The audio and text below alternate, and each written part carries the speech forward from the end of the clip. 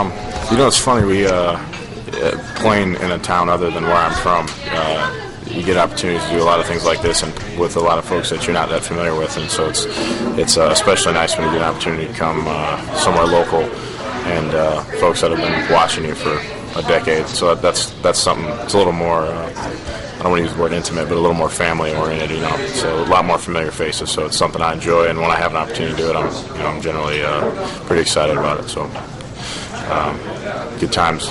It's a little less travel too than normal for this kind of thing. True. Yeah. Talk about the off season. Some changes going on with Carolina. Talk about Delhomme leaving. I mean, how did that affect you? You were his teammate for a while. I've had a locker next to him for a little over 5 years. Him and I have spent quite a bit of time together. He's a guy that if you know him, if you know him and you really know what he's about, it was really gut-wrenching, some of the things that he went through over the last season, because you know how much he cares and how much he wants to win and how little he cares about his own personal performance and how to him it's just a win or a loss. So that was a little bit, it wasn't a little bit, it was really hard to watch. But one thing I always remind people of whenever, the best thing I can say about Jake, I guess, is that there were days where I would walk in there and I would be frustrated with something on my game.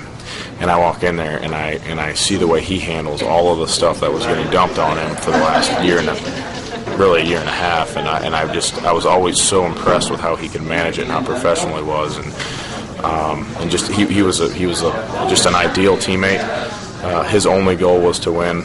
And so he's somebody that I will certainly miss professionally. I'll always stay in touch with him personally, but professionally I'll miss him. And Cleveland has significantly upgraded that position, and I won't be surprised one bit if he performs the way he's very capable of. And they've got a good quarterback and a guy that'll take the bull by the horns there. So.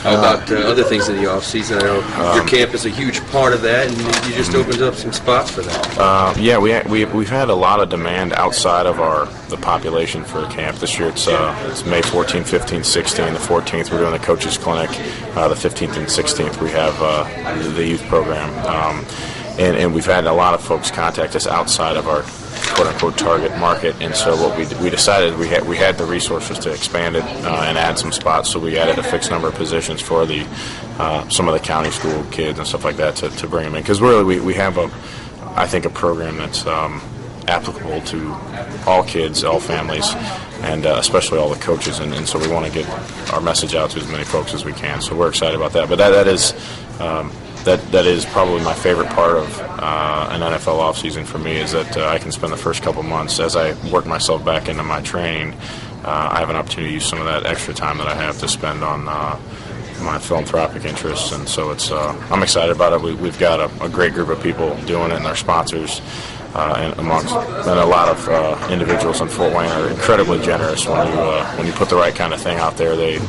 People step up, and they've done that, and we're all very appreciative. And I think you guys will see that weekend that it's a pretty interesting and unique program. Where in Fort Wayne is that, Jason? It'll be like last year. It'll be the coaches clinic on Friday night is at Wayne High School, and then half of the program is at Concordia, and the other half is at Wayne. It's literally geographically split in half. So the schools on the north side of town go to Concordia, and the schools on the south side of town do it at Wayne. And how old are your campers? 6th, 7th, and 8th grade. Okay, cool. So, what is this endeavor for the Leukemia and Lymphoma Society? What does this mean to you? Well, if you've ever had, especially if you're dealing with children, if you ever had a child or anyone close to you deal with any kind of significant, any kind of significant health scare, I think that's.